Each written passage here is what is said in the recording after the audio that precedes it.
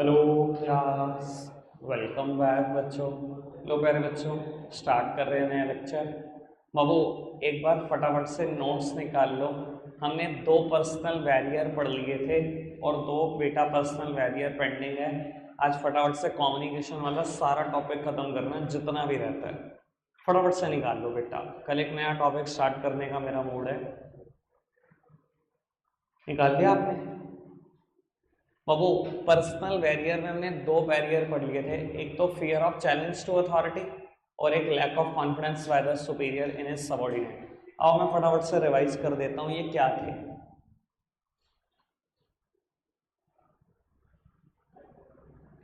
बेटा डी को ना इसका इमीडिएट सुपीरियर, बस सामने देखो बेटा, डी को ना इसका इमीडिएट सुपीरियर सी बहुत परेशान कर रहा है, एक्सप्लॉइट कर रहा है। 7 आवर वर्किंग टाइम है बाबू, 8 घंटे काम लेता है, 1 घंटे का लंच ब्रेक है, इसको आधा घंटे का ही देता है और इसको काम देता रहता है बहुत ज्यादा। इस चीज की कंप्लेन करना चाहता है, बी तक पहुंचा सकता है किसी भी रास्ते से? नहीं, कोई रास्ता ही नहीं। बेटा ये सी को ही कह रहा है कि सी आपने मुझे बहुत परेशान कर रखा है, ये बात ना बी को बता देना। बताएगा सी? कभी बताएगा? तो बाबू अगर कोई चीज इसकी अथॉरिटी पर इम्पैक्ट डाल सकती है और ये पता भी है कि अगर ये चीज फर्दर कम्युनिकेट हो गई तो इसकी अथॉरिटी इम्पैक्टेड हो जाएगी, तो बेटा ऐसी चीजें कोई भी फर्दर बताता नहीं है, ऐसी चीजें सारी सप्रेस कर ली जाती हैं, वहीं दबा दी जाती है। यह fear of challenge to authority. किसको फियर है इसकी अथॉरिटी पे चैलेंज आ जाएगा, तो इससे बचने के लिए क्या कर रहा है, ये ऐसी सारी इंफॉर्मेशन को सप्रेस कर रहा है, आगे जाने से रोक रहा है। ठीक है जी, वैसे मैं बता देता हूँ इसका सॉल्यूशन होता है क्या होता है, आज पता लग जाएगा। एक पर्टिकुलर स्ट्रक्चर इसका सॉल्यूशन होता है, स्केलर चेन में इसका सॉल्यूशन नहीं है पर किसी जगह पर इसका सॉल्यूशन है। आज ही आएगा टॉपिक, अभी क्लियर होगा थोड़ी देर के बाद। फिर बाबू मैंने जब सेकेंड हेडिंग पढ़ाई थी, lack of confidence by the superior in his subordinate, मैंने आपको एग्जांपल दिया था राम जेठमलानी जी का, याद आई होगी बात। बाबू एक एडवोकेट जिन्होंने 98 ईयर्स तक प्रैक्टिस करी सुप्रीम कोर्ट ऑफ इंडिया में, इंडिया के सबसे बड़े एडवोकेट थे, सबसे senior most advocate Ram Jethmalani ji, last to last year expire हुए हैं। बाबू अब मैं यही एग्जांपल दे रहा था कि मान लो आज वो 90 ईयर्स के हैं और एक केस की हियरिंग से बहुत परेशान होकर लौट रहे हैं अपने ऑफिस, और बहुत परेशान है क्योंकि हियरिंग में उनको पता लग गया कि केस तो हम हार चुके हैं, अगली हियरिंग में कहीं ना कहीं जज अनाउंसमेंट कर देगा कि आपके हाथ से केस चला गया। वो बहुत परेशान है और जैसे ही वो अपने ऑफिस में इंटरव्यू लेते हैं, उनका एक इंटर्न है जिन्होंने 1 महीने पहले इंटर्नशिप शुरू किया है, तो बोल रहा है सर आप परेशान हो, क्या बात, कहो तो मैं कुछ कंट्रीब्यूट कर दूं, क्या हुआ आज केस में, मुझे भी बता दो। सर वो कभी बताएंगे? आप 1 महीने पुराने इनके इंटर्न हो, उन्होंने 30 साल की एज में प्रैक्टिस शुरू करी और 90 साल में उनको 60 साल प्रैक्टिस करते हुए हो गए हैं। ठीक है ना, इतनी आपकी उम्र नहीं है जितना उनका एक्सपीरियंस है, मतलब जितनी आपकी उम्र उसका डबल तो उनको एक्सपीरियंस है सुप्रीम कोर्ट में केस लड़ने का। सर ऐसे केसेस में कभी कम्युनिकेशन होगा? सवाल ही पैदा नहीं होता। यही है lack of confidence by the superior in his subordinate.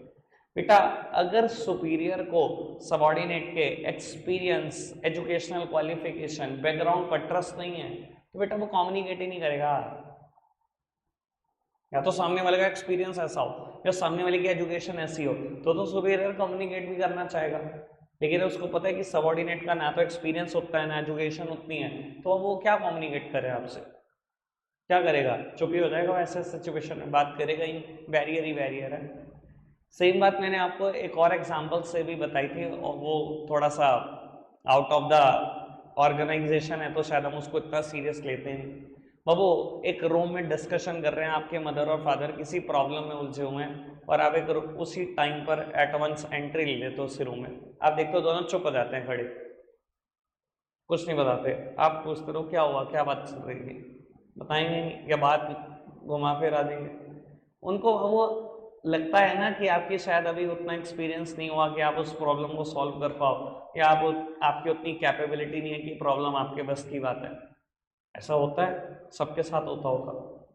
समझ में आती है बात? क्लियर है? थर्ड हेडिंग की चर्चा करें। बेटा third heading is unwillingness to communicate. आपको पता है हम पढ़ क्या रहे हैं, पर्सनल बैरियर किससे रिलेट करते हैं, पर्सनल फैक्टर ऑफ सेंडर और रिसीवर और बोथ। ये पर्सनल फैक्टर यहाँ पर बीच में आएगा, चाहे सेंडर का हो चाहे रिसीवर का हो। बेटा ये क्या हेडिंग है, अनविलिंगनेस टू कम्युनिकेट। बेटा कई इंसान ना अपने नेचर से ही ऐसे होते हैं कि बहुत कम बोलना पसंद करते हैं, और ऐसे इंसान से बात करते टाइम ना एक फियर ऑफ रिजेक्शन रहता है कि मैं 10 बातें बोलूंगा, इसने कुछ करना तो है नहीं, सिर हिला देना है, मेरी बेइज्जती होगी, छोड़ मैं बात ही नहीं करता। कई बार आता है ऐसा दिमाग में, मेरे भी आता था। एक लड़का था आपके बैच में, अगर आपको याद हो तो, अंशुल, ठीक है ना भाई, वो ऐसा ही था, उसके नेचर में थी ये चीज कि आप 10 बोलोगे उसने वो सिर हिला देना है, अल्टीमेटली आपकी बेइज्जती होगी। आपको एक डर लगता था, फियर ऑफ रिजेक्शन लगता था, इसके सामने कुछ बोल रहे रिप्लाई तो करता ही नहीं। तो अब वो ऐसे बंदे से बात करना लोग बहुत कम पसंद करते हैं, ऐसे लोगों से कम्युनिकेशन नहीं हो पाता। समझ में आई है बात। और बाबू last heading is lack of proper incentive. मेरी तरफ देखना प्लीज, ये हेडिंग समझाऊंगा मैं अगेन स्केलर चेंज से। बाबू डी के दिमाग में ना कोई ऐसा आइडिया है कि अगर ऑर्गेनाइजेशन इंप्लीमेंट कर लेना तो करोड़ों रुपए का प्रॉफिट होगा, ठीक है। डी ये बात पहुंचाना चाहता है ओ तक, पर बाबू इसके पास एक ही रास्ता है, इसने सी को कहा ये आइडिया इंप्लीमेंट करा लो, ऑर्गेनाइजेशन को करोड़ों बचेंगे। सी ने बात बी को बताई, बी ने ए को बताई, ए ने ओ को बताई, ओ ने आइडिया इंप्लीमेंट कर दिया और सच में करोड़ों सेव हो गए। बाबू जिस दिन ऑर्गेनाइजेशन का एनुअल डे प्रोग्राम था, ओ ने माइक उठाया और माइक से अनाउंसमेंट करी कि हमारे यहाँ एक बड़े होनहार व्यक्ति बैठे हुए हैं जिनके आइडिया से ऑर्गेनाइजेशन को करोड़ों बच्चे हैं, मैं उनको 11 लाख रुपए का चेक, एक मोमेंटो, ये 3-4 दिन के लिए बाहर भेज रहा हूँ, ठीक है जी। और नाम ले दिया ए का। क्यों? क्योंकि ओ को तो एक्चुअली में ए नहीं बताया था सब कुछ। ए गया फटाफट से अपने गिफ्ट रिसीव करे, सब कुछ ठीक ठाक, वापसी आ गया। बाबू एक कभी बताएगा नहीं कि आइडिया उसको बी ने दिया था। जब बी तक की बात नहीं पहुंची तो सी और डी तक तो पहुंचनी वैसे ही असंभव है। ए चुपचाप से सब कुछ तामझाम इकट्ठा करके चलता बना, घूमने भी चला गया फॉरेन कंपनी के पैसों से। बाबू अच्छा भाई एक बात बताओ, क्या यहाँ पर डी को उसके सजेशन का प्रॉपर रिवॉर्ड मिला? रिवॉर्ड मिला? नहीं मिला ना। अच्छा अगली बार डी के दिमाग में कोई आइडिया आया तो अब बताएगा? ये एक बैरियर है, लैक ऑफ प्रॉपर इंसेंटिव। अगर बेटा आपको आपके सजेशन का प्रॉपर इंसेंटिव नहीं मिलता है ना, तो बेटा आप उस सिचुएशन में कम्युनिकेट करना पसंद नहीं करते। क्लियर हो गया बाबू बात? बेटा मैंने सारे बैरियर खत्म कर दिए, ये ऑलमोस्ट हमारा 3rd लेक्चर है, ठीक है जी। और मैं आपको बता देता हूँ ये जो 2-2.5 लेक्चर मैंने लगाए हैं, ये सबसे काम के लेक्चर थे डायरेक्टिंग पर। यहां से टॉपिक नहीं आया ना तो समझ लेना बोर्ड का पेपर नहीं है, इतनी इंपॉर्टेंस है इस टॉपिक की कि यहां से कुछ जरूर आएगा। बाबू इसके नीचे एक टॉपिक स्टार्ट हो रहा है, इंप्रूविंग कम्युनिकेशन इफेक्टिवनेस, कि कैसे आप कम्युनिकेशन को और अच्छा कर सकते हो, ठीक है जी। टॉपिक का नाम है इंप्रूविंग कम्युनिकेशन इफेक्टिवनेस, बिल्कुल बैरियर के अपोजिट टॉपिक है। बैरियर तो कहते हैं कम्युनिकेशन कैसे खराब होता है, ये बताता है कम्युनिकेशन कैसे अच्छा कर सकता है, टिप्स दे रहा है आपको, ठीक है ना। कि अगर आप चाहते हो ना किसी इंसान के साथ आपका कम्युनिकेशन सुधरे तो उसके टिप्स आएंगे, ठीक है। अगर पेपर में बैरियर ना आए इत्तेफाक से तो उस बार पेपर में ये आया होता है। और आपको बताऊं एनसीईआरटी में एक लाइन लिखी हुई है 6 मुद्दों पर, एक लाइन बस, जितना मैंने नोट्स में लिखा उतना ही, 6 नंबर है, लूट सको तो। बाबू मैं एक एक करके बताऊंगा, हेडिंग पर सीक्वेंस मेरा चलेगा। पहले 4th हेडिंग, पहले 4th हेडिंग, पेज पलटना पड़ेगा शायद आपको, नहीं इसी पेज पर है, पुराने नोट्स में शायद अगले पेज पर था। बाबू 4th हेडिंग का नाम है be aware of language tone and content of the message. इधर देखना बाबू, जब भी आप कोई बात किसी से कम्युनिकेट करने जा रहे हो, कहते हैं सबसे पहली चीज जो ध्यान रखने वाली है वो है language tone and content. Babu language should be clear, simple and understandable. Language हमेशा कैसी यूज करो? क्लियर, बहुत सिंपल, बहुत अंडरस्टैंडेबल। मैंने लास्ट टाइम भी आपको लास्ट लेक्चर में भी एक बात बोली थी कि कई बार बच्चे मेरे पास आते हैं, कहते हैं भैया मेरा डिबेट कंपटीशन है, आज मैं ऐसी वोकैबुलरी बोलूंगा ना कि टीचर देखता रह जाए, उसे वोकैबुलरी समझना है। और मैं वहीं पर ये सोच रहा था कि यार ये सच में कम्युनिकेशन होगा। बेटा इट इज स्मेयर टॉकिंग, ये सिर्फ आप बोल के रट्टा मार के सुना के आ जाओगे, कुछ नहीं, इट इज टॉकिंग ओनली, ये कम्युनिकेशन नहीं हुआ। लैंग्वेज कैसी होनी चाहिए आपकी? सिंपल होनी चाहिए, क्लियर होनी चाहिए, अंडरस्टैंडेबल होनी चाहिए। और कम्युनिकेशन का यार बेसिक मतलब ही क्या है कि अगर सेंडर कोई बात समझाए, रिसीवर सेम सेंस में समझ जाए और उसके बाद फीडबैक भी दे, तो कम्युनिकेशन पूरा होता है। ठीक है ना? तो सबसे पहली चीज जो ध्यान रखने वाली है वो language. Second one is tone. बाबू हमेशा लोअर पिच पर रहकर काम करो, बात करो। आपने देखा बेटा जब हम किसी को गुस्सा करते हैं ना, हमारी ऑटोमेटिकली पिच हाई हो जाती है, देखा आपने?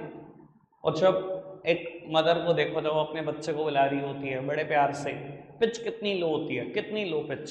तो कहते हैं टोन कैसी होनी चाहिए? हमेशा लोअर पिच पर रहकर बात करनी चाहिए। लैंग्वेज समझ में, clear simple understandable, tone lower pitch पे, और कंटेंट बाबू जो भी बात आप किसी को कहने जा रहे हो, जो भी आपका कंटेंट है बाबू, कंटेंट किसी के सेंटीमेंट्स को हर्ट करने वाला नहीं होना चाहिए। ऐसा कंटेंट चूज करो, कहते हैं ना 10 बार सोचो मन में जो आप बोलने चाह रहे हो, ठीक है ना? तो कंटेंट ऐसा चूज करो कि किसी के सेंटीमेंट्स हर्ट ना हो। पहला टिप समझ में आया? बढ़िया था कि नहीं था?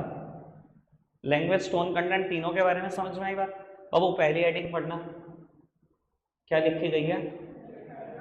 Clarify the idea before communication, बहुत काम की बात है।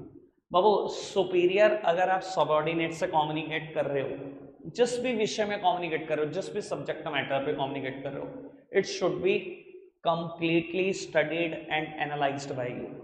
सबसे पहले उसको ढंग से 100% कंप्लीट बिल्कुल स्टडी कर लो और एनालाइज कर लो। मोर ओवर उस बात को इतने सिंपल वर्डों में बोलो बेटा कि रिसीवर सेम सेंस में बात को समझ भी पाए।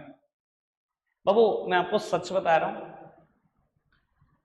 जब मैं आपको पढ़ाने आता हूं, मैंने बहुत बार बोला है, मैं कम से कम एक एक चीज को 5-5, 7-7 बार पढ़ के आता हूं, और मुझे उसमें कुछ बुराई नहीं लगती। आज भी नहीं बुरा लगता मुझे। लोगों को लगता होगा कि आज क्या पढ़ने की होता है, मुझे एक एक चप्पा चप्पा याद है, चप्पा चप्पा किस पेज पे लिखा है लगभग ये भी पता होता है, पर बाबू मैं फिर भी पढ़ता हूँ। क्यों? क्योंकि मैं चाहता हूँ मेरा कम्युनिकेशन सच में बहुत अच्छा हो। मैं हर बार कोशिश करता हूँ लेटेस्ट एग्जाम्पल ढूंढूं। देखो बात वही है कि अगर सेंडर कम्युनिकेट कर रहा है रिसीवर से और वो मैटर उसने कंप्लीटली खुद नहीं पढ़ा या कंप्लीटली एनालाइज नहीं करा, आधा अधूरा ज्ञान दे रहा है, और सामने वाला कोई प्रॉब्लम पूछ ले तो, और आप चुप हो गए तो सर वो कम्युनिकेशन नहीं होगा, वहां बैरियर आ जाएगा कम्युनिकेशन के बीच में। तो अगर आपको सच में कम्युनिकेशन अच्छा करना है ना, तो clarify the idea before communication. जो भी चीज, जो भी आइडिया आप कम्युनिकेट करने जा रहे हो, पहले कंप्लीटली पढ़ लो, स्टडी कर लो, एनालाइज कर लो, और उसको इतने सिंपल वर्ड में बोलो कि रिसीवर सेम सेंस में बात को समझे, यानी कि कम्युनिकेशन सच में कंप्लीट हो। सिंपल है बात। दूसरा टिप्स, ठीक है, आगे बढ़ जाए बाबू।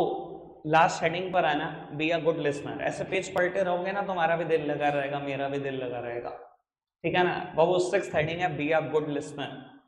देखो ऐसा बोला जाता है कि कम्युनिकेशन की 50% से ज़्यादा प्रॉब्लम खत्म हो जाती हैं अगर आप एक अच्छे लिसनर हो तो। लेकिन बाबू हमें पता है क्या, हमें लगता है सिर्फ बोलना पसंद है कि बस मेरी बात को सुन ले सामने वाला, और मैं बोलता जाऊँ और सामने वाले की बात काटता चला जाऊँ एक के बाद एक। सामने वाला बोलना शुरू करे, नहीं नहीं 2 मिनट रुक तो पहले मेरी सुन, ठीक है जी बाबू? Be a good listener. एक अच्छा लिसनर होना सबसे अच्छा स्किल है कम्युनिकेशन का, सबसे अच्छा स्किल। 50% से ज्यादा प्रॉब्लम कम्युनिकेशन की खत्म हो जाती है अगर आप अच्छे लिसनर हो तो, अगर आप सामने वाले के पॉइंट ऑफ व्यू से बात को समझते हो तो। ठीक है जी, बात क्लियर है? आगे बढ़ सकते हैं बाबू। सेकेंड हेडिंग पढ़ना, communicate according to the need of receiver. हाँ एक इधर से एक इधर से, ऐसे दिल लगा रहता है बाबू। सेकेंड हेडिंग है communicate according to the need of receiver. बेटा आप जिससे भी कम्युनिकेट करने जा रहे हो, यू आर अ सेंडर, जिससे भी कम्युनिकेट करने जा रहे हो, हमेशा सामने वाले का एजुकेशनल क्वालिफिकेशन, उसका बैकग्राउंड, उसका लेवल ऑफ अंडरस्टैंडिंग आपको क्लियर होना चाहिए। क्यों? तभी आप उसकी जरूरत के हिसाब से उसको बताओगे। बाबू शायद मैं, हो सकता है किसी किसी विषय पे ए टू जेड जानता हूं, पर मुझे पता है आपका लेवल ऑफ अंडरस्टैंडिंग अभी ए बी का है, तो मैं ए और बी बताता हूं आपको। क्योंकि पता क्या, लोगों को फालतू का ज्ञान आज की तारीख में चाहिए भी नहीं, ठीक है ना। मैं आपको एक चीज क्लियर करता हूं बाबू, आप 3rd क्लास में थे, पहली बार डिवाइड के समय आपको कहा करो 8 को डिवाइड करो 5 से, आपको सिखाया जा रहा है, आपको सिखाया जाता था डिवाइड कहाँ होता है, ये तो रिमाइंडर आएगा, डिवाइड नहीं होता 8 5 से। 2 साल आगे बढ़े, अच्छा 8 को डिवाइड करना है 5 से, कैसे डिवाइड नहीं होता, 1.60 आंसर आएगा। ऐसे ही होता था ना हमारे एजुकेशन सिस्टम में। बाबू ये क्यों नहीं बताया गया यहाँ पर कि डिवाइड हो सकता है, सर लेवल ऑफ अंडरस्टैंडिंग नहीं है ना आपका 3rd क्लास में उतना कि आप पॉइंट की बातें भी समझ सको। Communicate according to the need of receiver. और मैं आपको एक बात बताता हूँ, सच में ऐसा आपको चीजें मतलब आप भी रियल लाइफ में फेस करो, कि मैंने भी की है। जब जीएसटी आया और मुझे पता लगा कि मुझे मतलब व्यापार मंडल का, मैं चार्टर्ड अकाउंटेंट था उस टाइम पर, तो उन्होंने मेरे को बोला जी आपको मीटिंग लेनी है व्यापारियों की, उनको जीएसटी समझाना है। तो मेरा दिमाग चकरा गया कि मैंने समझाऊंगा कैसे, क्योंकि मैंने देखा कि कई लोग ऐसे हैं जो 4वीं 5वीं पढ़े हुए हैं। भाई सामने वाले का लेवल ऑफ अंडरस्टैंडिंग में तो आपको पता होना चाहिए, या इंग्लिश में 50 लाइनें में मार के आ जाओगे पढ़ा हुआ टटैक टटैक, समझ तो फिर क्या ही आया, वो तो कम्युनिकेशन होगा ही। तो बाबू मैंने कुछ टॉपिक प्रिपेयर करे, और यकीन मानना हिंदी में प्रिपेयर करे, वो कि सामने वाले की अंडरस्टैंडिंग वही है, उसको समझाना है उसी तरीके से। तो कम्युनिकेशन अगर आप चाहते हो सच में अच्छा हो, तो आपकी ऑडियंस का लेवल ऑफ अंडरस्टैंडिंग एजुकेशन आपको क्लियर होनी चाहिए, और उसकी जरूरत के हिसाब से बोलो। फालतू बोलोगे किसी को ज्ञान नहीं चाहिए भाई फालतू दुनिया में, क्लियर है बात। बस मेरे कम्युनिकेशन में एक प्रॉब्लम हमेशा रही, मैंने 15-17 मीटिंग ली, मैं हर मीटिंग में बोल देता, मेरे को आदत बड़ी गंदी पड़ी हुई है, बाबू बात सुनो। 60 साल के लोग बैठे हुए, वो मेरी तरफ देख के बाबू बोल रहा मैं, बस यही प्रॉब्लम थी। ट्यूशन में उस टाइम पे वैसे भी बड़े पीक पे पढ़ाता था। चलो खैर, अब हुआ जो हुआ, क्या करें भाई, आदत पड़ी हुई है गंदी, जो मर्जी अरे सामने मेरी एज के भी बंदों को मैं बाबू बोल देता हूँ कितनी बार, क्या करें, आदत पड़ी हुई है ना। कम से कम यूट्यूब पे भी 20 कमेंट है, 1-2 बच्चे कमेंट करते हैं, वो थोड़ा सा अलग वे में भी करते हैं, ब्रांड एम्बेसडर हो बाबू, कईयों ने कईयों ने कमेंट किया हुआ है। मैंने कहा ठीक है भाई जो मर्जी मान लो, क्या करे भाई, जबान पे चढ़ा हुआ है वर्ड तो। बाबू आगे बढ़ाते हैं, नेक्स्ट पेज पर आओ। 5th हेडिंग लिखी हुई है एंश्योर प्रॉपर फीडबैक। बेटा एंश्योर प्रॉपर फीडबैक का क्या मतलब है, अगर आपको ये देखना है कि आपकी ऑडियंस के साथ सच में आपका कम्युनिकेशन हो भी रहा है या नहीं, या वो आपकी बात को समझ भी रहे हैं कि नहीं, कहता है हर थोड़ी देर के बाद फीडबैक ले लो उनसे, आपको तुरंत पता लग जाएगा कि वो आपकी बात सुन भी रहे हैं कि नहीं, कि आपका कम्युनिकेशन कंप्लीट हो भी रहा है कि नहीं, क्योंकि अभी मैं करने वाला हूँ ये स्किल ना। मैं आपको बताता हूँ बेटा, मतलब ये ना किताबों में जरूर है, पर मैंने रियल लाइफ में बहुत सारे लोगों को ऐसा देखा जो बहुत अच्छे कम्युनिकेटर है, बहुत अच्छे, मतलब मजाक से हट के बोल रहा हूँ ये बात, मोदी जी जैसा कम्युनिकेटर मैंने आज तक नहीं देखा। आधे से ज्यादा दुनिया को लगता है कम्युनिकेशन मीन्स इंग्लिश, मुझे हंसी आती है। कम्युनिकेशन का मतलब इंग्लिश से कभी है ही नहीं भाई, कम्युनिकेशन का मतलब अपनी बात को सामने वाले तक पहुंचाना, ठीक है ना। और ये जितने भी मैं बातें बता रहा हूँ ना, आप सारे के बारे में सोच के देखना वो कितना अच्छा इस्तेमाल करते हैं इन सारे टिप्स का। शायद उन्होंने कभी टॉपिक नहीं पढ़ा होगा, तब भी वो बहुत अच्छा इस्तेमाल करते हैं। मैंने सबसे ज्यादा उनको ऑडियंस के साथ इन्वॉल्व होते हुए देखा है, आपने भी श्योरली देखा है, हर वो थोड़ी देर के बाद यही करते हैं अपने भाषण में, बताओ मैंने कहा था कि नहीं कहा था कि मैं ये करूंगा, ऑडियंस चीख चीख के कह रही होती है हाँ आपने कहा था। उनके जैसा फीडबैक कोई नहीं लेता, कोई भी नहीं लेता, मैंने आज तक नहीं देखा, ठीक है ना। वो ऑडियंस को इन्वॉल्व करके चलते हैं, वरना भाषण जितनी बोरिंग चीज कोई नहीं होती, पर वो इन्वॉल्व करके चलते हैं, उसमें भी इंटरेस्ट आता है लोगों को। तो यही है एंश्योर प्रॉपर फीडबैक, कि सामने वाला आपकी बात सुन रहा है कि नहीं, वो एंगेज हो रहा है कि नहीं आपके साथ, क्या करो फीडबैक लेते रहो टाइम टू टाइम, क्लियर है बात। अब आपको 3rd हेडिंग हमारे पास बचती है, क्या लिखा हुआ है, कंसल्ट अदर बिफोर कम्युनिकेशन।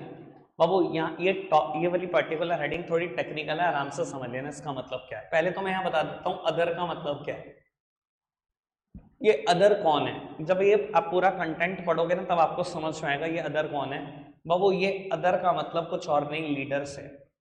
ये लीडर कौन है, अब वो मूवीज देखी है पुरानी, जहां वर्कर की एक यूनियन होती है और उसका एक लीडर होता है, ठीक है ना? हाँ हाँ ठीक है, मैं वही नहीं बोलना चाह रहा था, तूने वही बोल दिया। ठीक है जी, वो देखा ना कोहली, एक लीडर होता है जी, उसने कह दिया स्ट्राइक या लॉकआउट, तो सब बैठ गए धरने पे, मतलब वही धरना हिंदी में, ठीक है जी, तो सब धरने पे बैठ गए।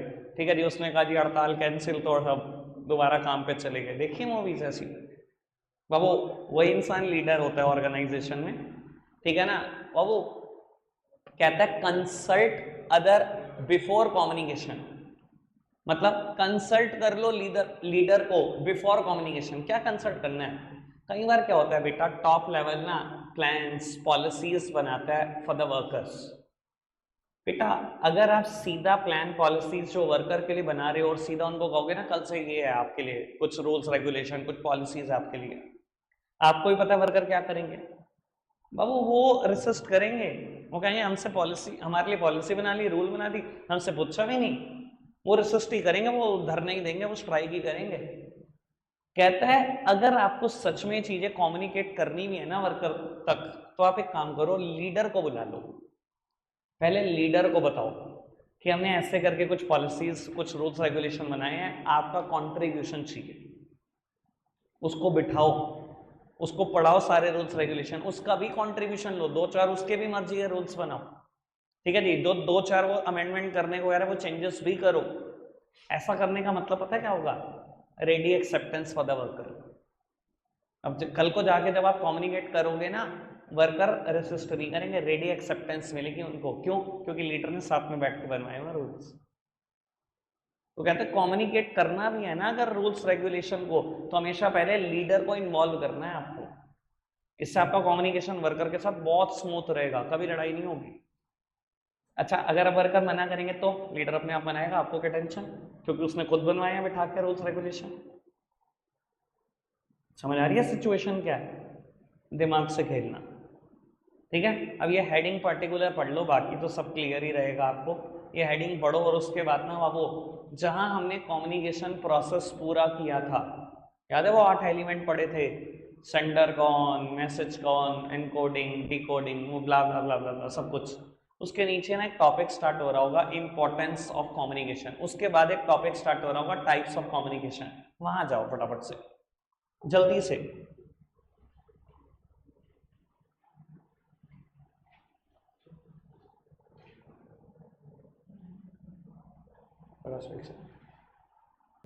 बेटा मेरी तरफ देखना, बस मेरे को आज ये टॉपिक कराना ही है हर हाल में, ताकि मेरा कम्युनिकेशन वाला मुद्दा थोड़ा सा खत्म हो जाए। उसके बाद बाबू कल एक और एलिमेंट पढ़ेंगे डायरेक्टिंग का, लीडरशिप। कल का टारगेट लीडरशिप का होगा। आप सामने देखो पहले बेटा, हमने ना 2 तरीके की ऑर्गेनाइजेशन पढ़ी हुई है ऑर्गेनाइजिंग चैप्टर में, फॉर्मल ऑर्गेनाइजेशन और इनफॉर्मल ऑर्गेनाइजेशन। अब मैं 2 तरीके का कम्युनिकेशन पढ़ाने जा रहा हूँ, फॉर्मल कम्युनिकेशन और इनफॉर्मल कम्युनिकेशन। जो फर्क वहां पर था वही सेम फर्क यहाँ पर है। फॉर्मल कम्युनिकेशन जैसा कि नाम सजेस्ट कर रहा है, ये क्या होता है? जो फॉर्मल लाइंस ऑफ अथॉरिटी को फॉलो करता हुआ है, जहां ऑर्गेनाइजेशन के रूल्स रेगुलेशन हमने बाईपास नहीं करे, ऑर्गेनाइजेशन के रूल्स रेगुलेशन को बिल्कुल ध्यान में रखा, फॉर्मल लाइन ऑफ अथॉरिटी को फॉलो करा, स्केलर चेन को फॉलो करा, सब कुछ फॉलो किया और बात करी, वो फॉर्मल कम्युनिकेशन है। ऐसा नोट्स भी बोलते हैं और एनसीईआरटी भी बोलती है कि ऐसा कम्युनिकेशन ओरल भी हो सकता है और रिटर्न भी हो सकता है। फॉर्मल कम्युनिकेशन में बी ओरल और मे बी रिटर्न, पर आपको एक्चुअल रियलिटी बता देता हूं बेटा, it is only in a return form.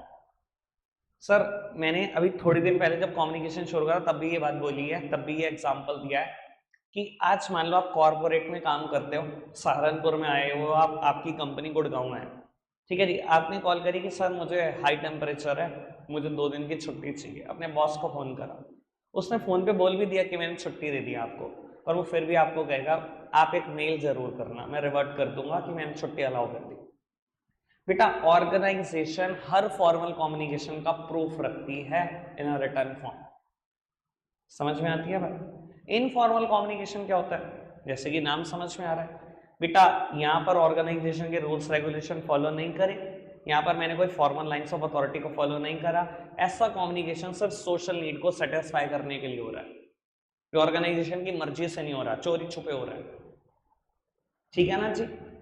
Sir सुना ही है आपने मुझसे एग्जांपल, वहां पे भी बहुत सारे सुने हैं। सर अगर मैं कहूं कि क्लास के अंदर मॉनिटर बात कर रहा है स्टूडेंट से, फॉर्मल कम्युनिकेशन का बेस्ट एग्जांपल है। एक ऐसी ऑर्गेनाइजेशन है जो टॉप लेवल ने इंटेंशनली क्रिएट किया, अगर वहां बात हो रही है तो वो फॉर्मल बात हो रही है।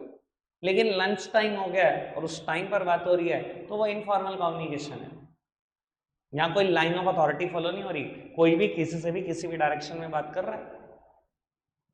समझ में आती है ना बेटा बात? र्यूमर्स कहाँ फैलते होंगे? ऑब्वियसली यहाँ तो बात ही नहीं होने देता होगा टॉप लेवल अपनी मर्जी के बेटा। बेटा फॉर्मल कम्युनिकेशन दो तरीके का है, वर्टिकल एंड हॉरिजॉन्टल। इसका एक और नाम भी है हॉरिजॉन्टल का, लेटरल कम्युनिकेशन। बाबू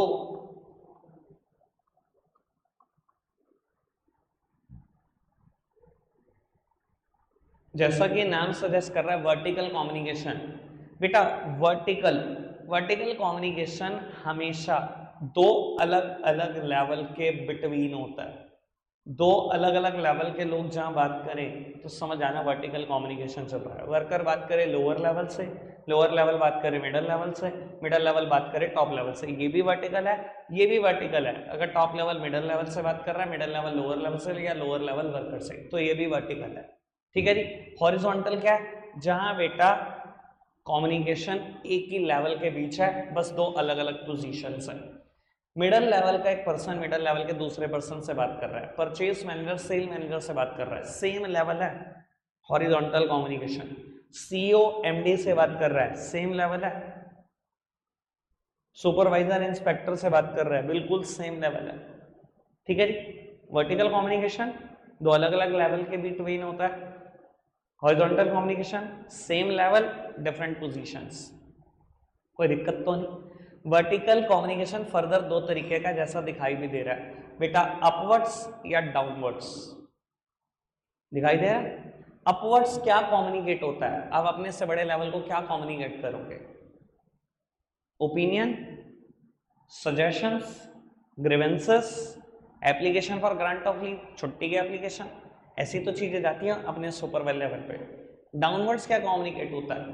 ऑर्डर, इंस्ट्रक्शन, गाइडलाइंस, ऐसी चीजें तो कम्युनिकेट होती हैं। समझ में आ रही है बात? सिंपल है बात। तो बाबू ये इतना सा ही मुद्दा था।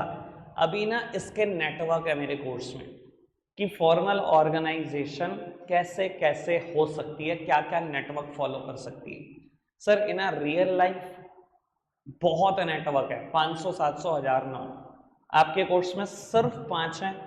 अगर डायग्राम दिमाग में रखोगे तो नेटवर्क लिखने में 1-1 मिनट लगता है। ठीक है जी। तो पहले मैं फॉर्मल कम्युनिकेशन के नेटवर्क करा रहा हूं, फिर इनफॉर्मल के नेटवर्क है। 5 मिनट का मुद्दा और वाइंड अप हो जाएगा आज का लेक्चर। ठीक है जी। बाबू आओ फटाफट से पहले फॉर्मल के नेटवर्क पढ़ते हैं। सबसे पहली हेडिंग लिखी होगी सिंगल चेन, लिखी हुई है सिंगल चेन, इधर देखना।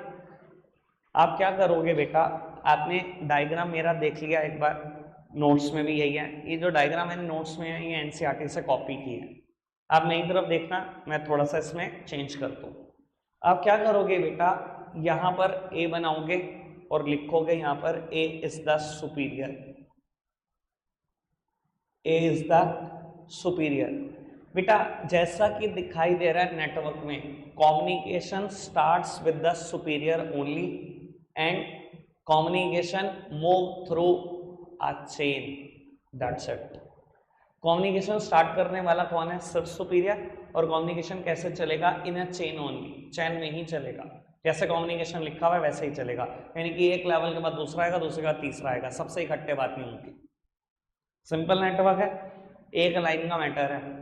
नेटवर्क समझते जाओगे, मैटर लिखने में बहुत आसानी रहेगी, बाकी आपकी इच्छा। ठीक है जी। बाबू सेकेंड नेटवर्क का नाम होगा व्हील। थोड़ा सा चेंज करूंगा मैं,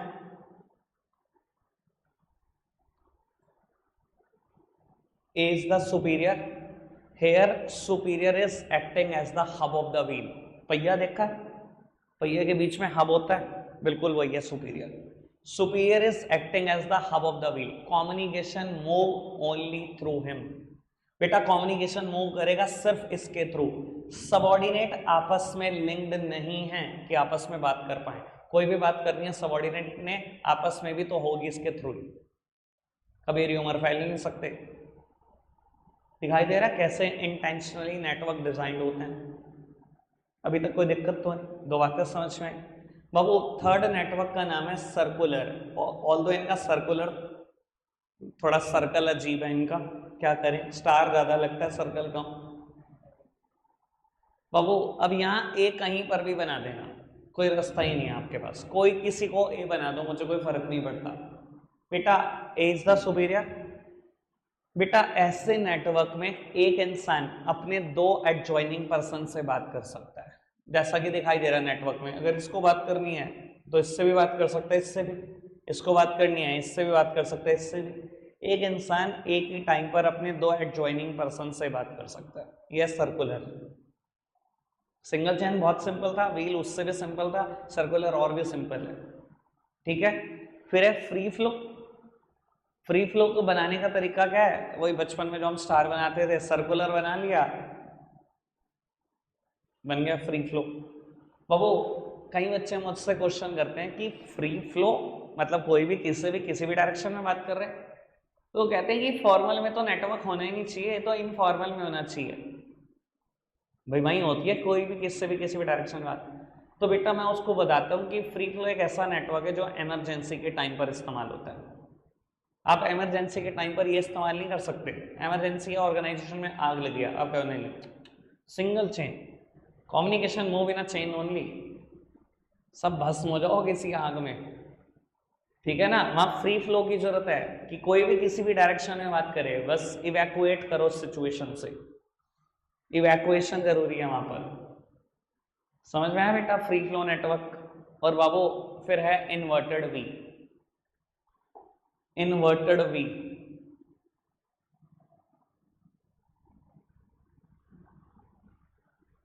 बेटा सामने देखना, क्योंकि मैं हर नेटवर्क में थोड़ा थोड़ा चेंज कर रहा हूं, एनसीईआरटी कहीं पर सुपीरियर वगैरह कुछ नहीं बताती। ए इज द सुपीरियर, और बेटा ये इंसान कौन है, ये सुपीरियर से सुपीरियर।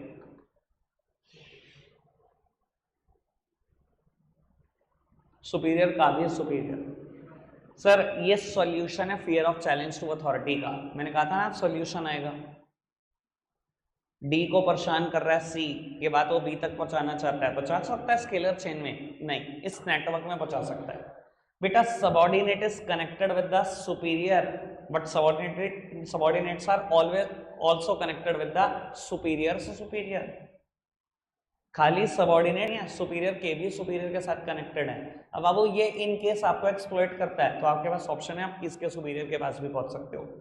इस नेटवर्क को बोलते हैं इन्वर्टेड वी, उल्टा वी दिखाई भी दे रहा है, ये सीधा वी है, ये उल्टा वी है। समझ में आती है बात, क्लियर है बात, पांचों नेटवर्क क्लियर हुए। अब सारी गेम आप समझ गए होंगे। गेम नाम याद रखने में, इनके नाम याद हो गए ना, डायग्राम भी बन जाएंगे, एक्सप्लेनेशन भी बन जाएगी, ठीक है ना। बाबू अब आ जाऊं जरा, मैं आगे बढ़ जाऊं। बेटा आगे बढ़ रहे हैं, इनफॉर्मल के भी कुछ नेटवर्क है। पहले तो बाबू ये समझ लो, इनफॉर्मल के नेटवर्क को बोला जाता है grapevine network. Grapevine, grapevine मतलब अंगूरों का गुच्छा, और सच में गुच्छा ही है भाई, कोई भी किसी भी डायरेक्शन में बात करे, कुछ स्ट्रक्चर ही नहीं होता।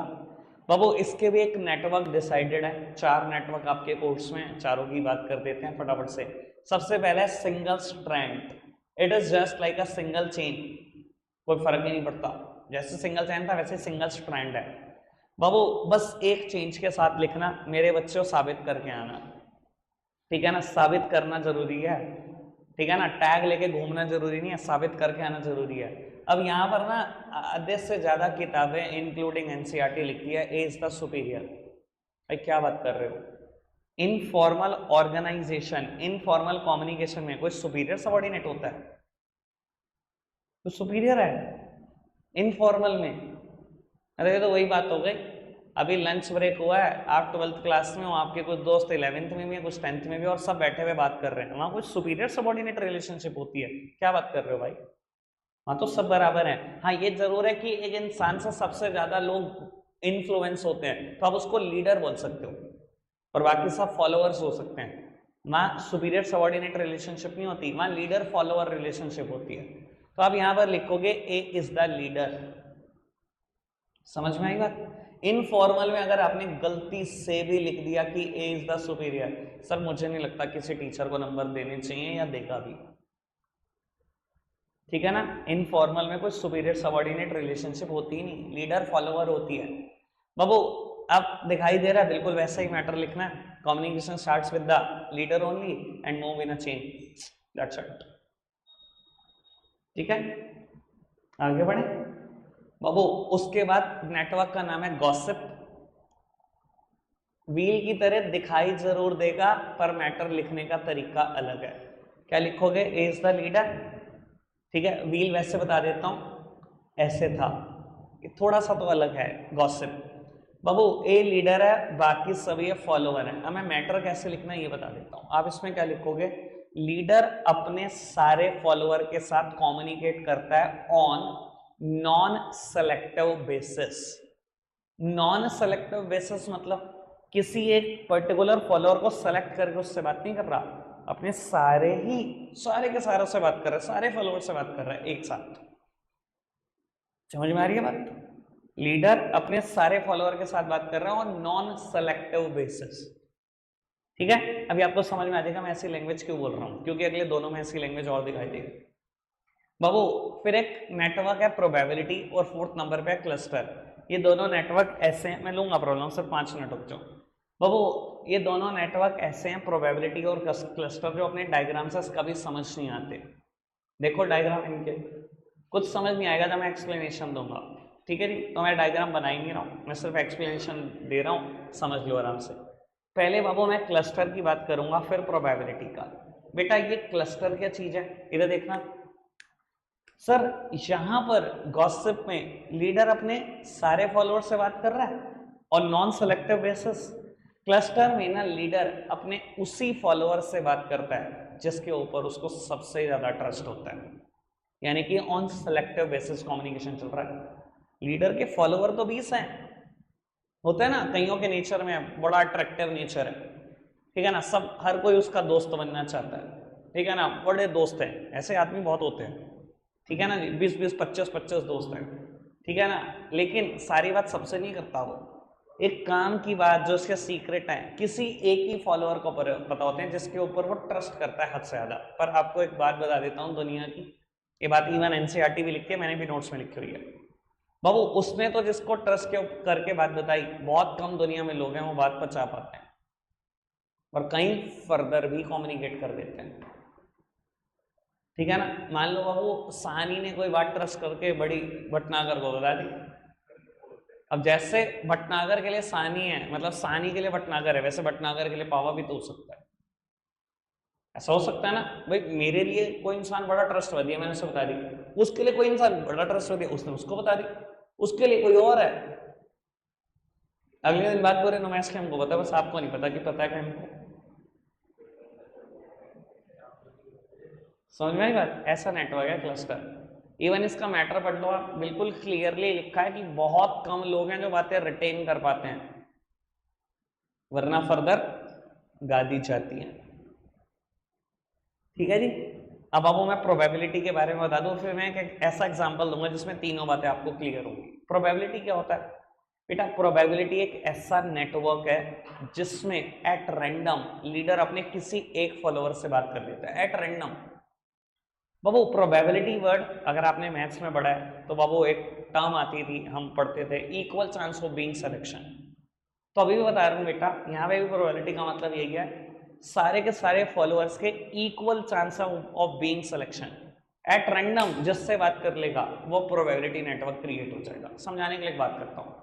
मान लो बेटा मैं ही लीडर हूँ, वैसे तो ये फॉर्मल कम्युनिकेशन चल रहा है, मान लो बेटा फॉर्मल नहीं चल रहा है, ऐसे ही बात कर रहे हो, मैं लीडर हूँ, आप सब मेरे फॉलोअर हो, ठीक है। मैं अब सबसे बात कर रहा हूँ, नॉन सेलेक्टिव बेसिस पे जो नेटवर्क क्रिएट हो रहा है ये गॉसिप है, ठीक है। इतने में ही मान लो जो हमारी मीटिंग का जो आज एजेंडा था ना वो चल रहा है और मीटिंग का ना आज कोई चीफ गेस्ट हुई है, इतने में एक चीफ गेस्ट की एंट्री होती है और मैं आप में से किसी को कहता हूँ, किसी को भी कह सकता हूँ, सबका equal chance of being selection है, क्या आप अपनी चेयर छोड़ के इनको चेयर देना? सबका equal chance of being selection है ना, किसी का भी नंबर आ सकता था इसमें तो।